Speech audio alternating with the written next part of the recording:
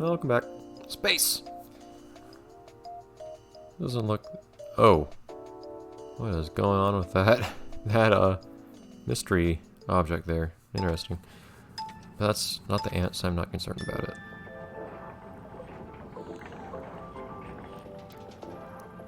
Ooh?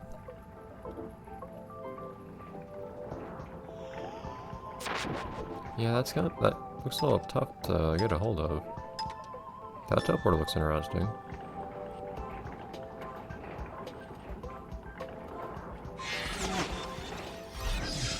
Cool. That was a bounce! Jeez. It's only consistent what these gears do to you, it feels like. Hello. Forgot that was there. Let's get a hold of things before we go down there. I wasn't trying to speed down there to begin with, but momentum was carrying me, and I realized, hey, I actually have a pretty good handle of things here.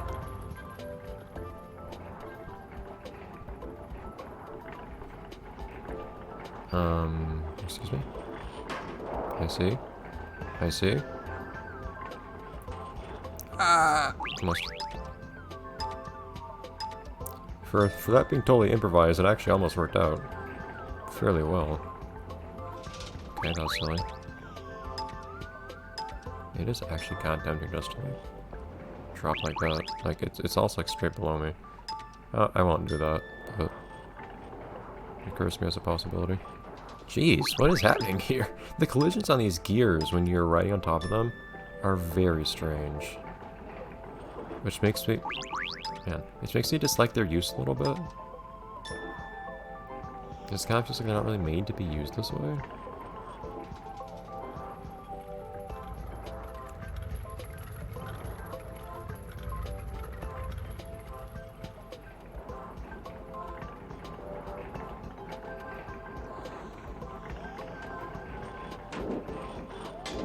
Ah, you just need to be able to land flat below that last one, but that last one is tricky.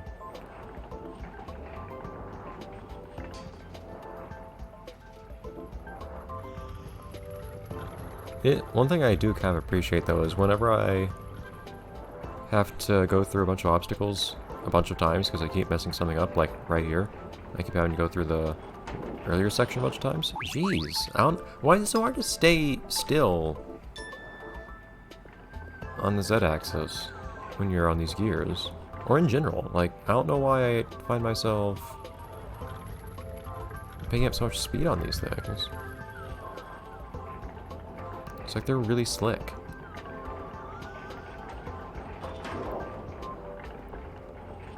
Just, weird, because that's not the case for most things in this game that move. Most things are really sticky. Look how strange my movement is on this. I'm having some continued difficulties, but in general, like, I'm getting to where I can get through these portions without much difficulty because I'm practiced at them now. Which tells me, hey, I can actually learn how to do these things, like, consistently. So I like to do is try to drop... Why not? It feels like there's something... It feels like the collisions are shaped really weird, and there's something that I'm rolling off of in the direction away from the camera. Which visually shouldn't be the case. It feels like that's what's actually happening. What I'm trying to do... Wow! Is basically what I did there. Settling on that flat section, I prefer to land on the curved section because, or the slanted one, because that one's wider. And you've seen how many difficulties I've had with moving back and forth, forwards and backwards here. This seems appropriate. Man, I actually saved myself there too. Or at least it looked like it. Okay, which side do I want to be on? It doesn't matter.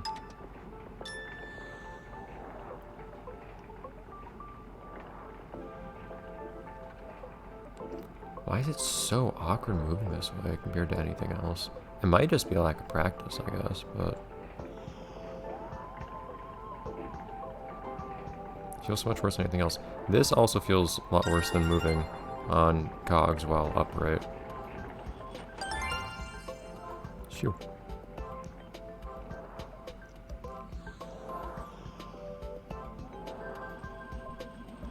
Yeah, I don't remember if I started talking about this or not. I think I did in an earlier episode. How one thing that's really distinct to me about Kororinpa, and the thing that I guess kind of part of what keeps me from having ever really considered playing either Marble games, is that... Oh, I see. Interesting. This is like the optional challenge stage here. You can go for the secret bit there. That's not really optional because you probably have to come over here at some point. What is the idea here? Here's the finish. Where's this thing lead? Oh, I came from there. Oops, forgot about that. So yeah, that's basically exactly what I was saying. Nice. But Kororinpa, it's a Marble game with character. Like, kind of a cutesy character specifically, but like, it's not just marbles! No, it's like, hey, there's stuff here. Like, there are cool themes. Like, we got cute animals and ants and candy and pretty nature things, stuff like that. Wow! Which feels very distinct to me from, not that I've looked much, but from any other Marble-oriented game I've seen. Of course, Kororinpa also has the benefit of, the benefit of being on like the single most suitable system for it. The closest, I guess, otherwise would be Monkey Ball, because it's physics, it's tilting things and whatnot, and it's not just like Marble, it's Monkey. So instead of plastering their box art with Marble, they're just plastering box art with Monkey. But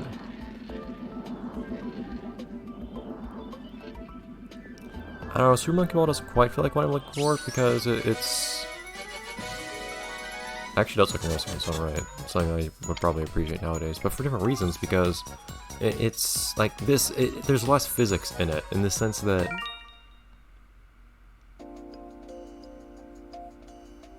it's not like Kororinpa where it's all about like moving at all sorts of different angles and whatnot and like changing the world around you. You tilt the world in Monkey Ball, but you don't have like full... What the heck? Hi, Ant. Nearly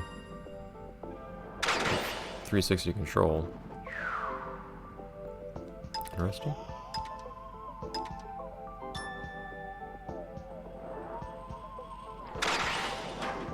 Ow.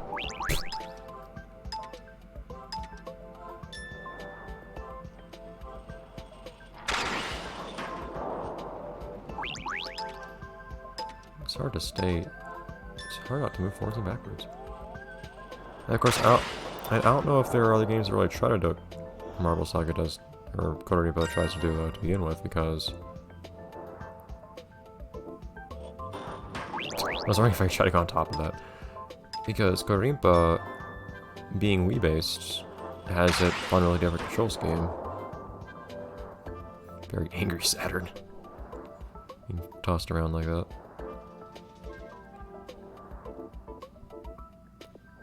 One thing that somebody suggested, actually, well, I shouldn't really suggest, well, somebody jokingly suggested something, and... Did I misunderstand something here? Yes, I did. I saw the invisible platform next to the ant, and I mistook it as the invisible platform where I was.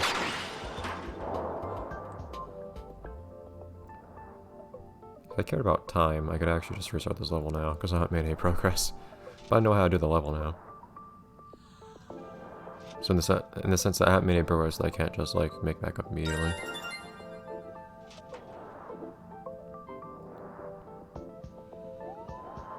Hey, come on now. No excuse for having difficulty with that there.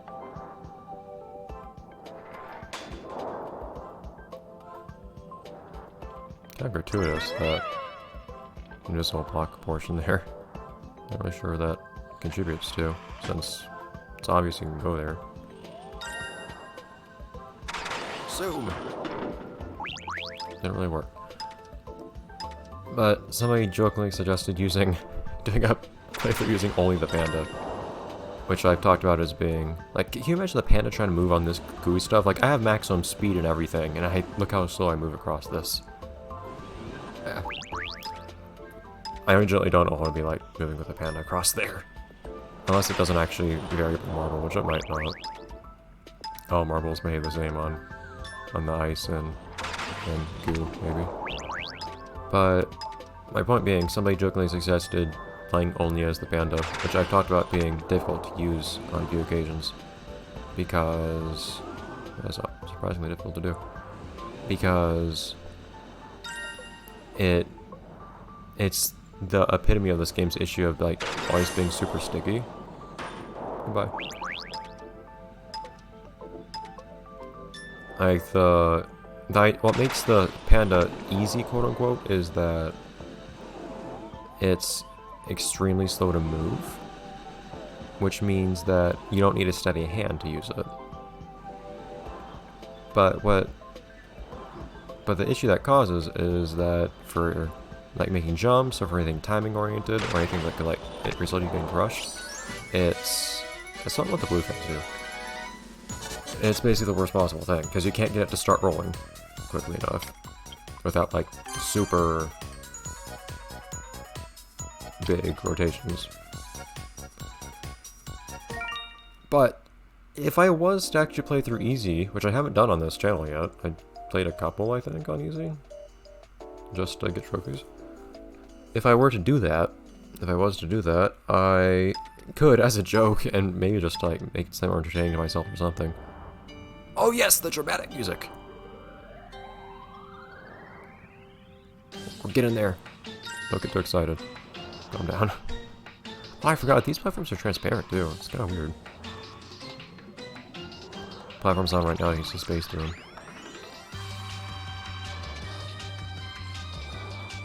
It's too dramatic for music I need to focus with. The original Kororinpa had at least one or two dramatic songs like this too, actually. But at a certain capacity, I guess it could be fitting to use the easy marble for the easy stages, right? And beyond that,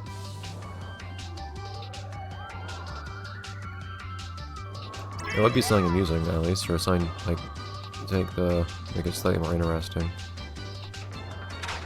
Since otherwise it would just be playing through a couple, I guess a large number, like 100. I guess there are like 100 levels in total, plus the challenge levels, so maybe like 107 levels on each difficulty or something. I see no reason not to do that.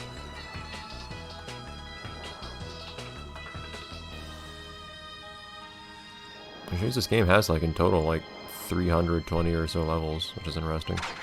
Well, even more than that actually, because they're the... Oh! Hello? Whoa! Man, my Wii remote disconnect. What? The battery's suddenly dead. Cool. So my controller says it's connected right now, but it doesn't seem to notice. I'll end the episode here actually, if you don't mind, and I'll get this worked out for next episode. Bye everyone, because I need to get some batteries.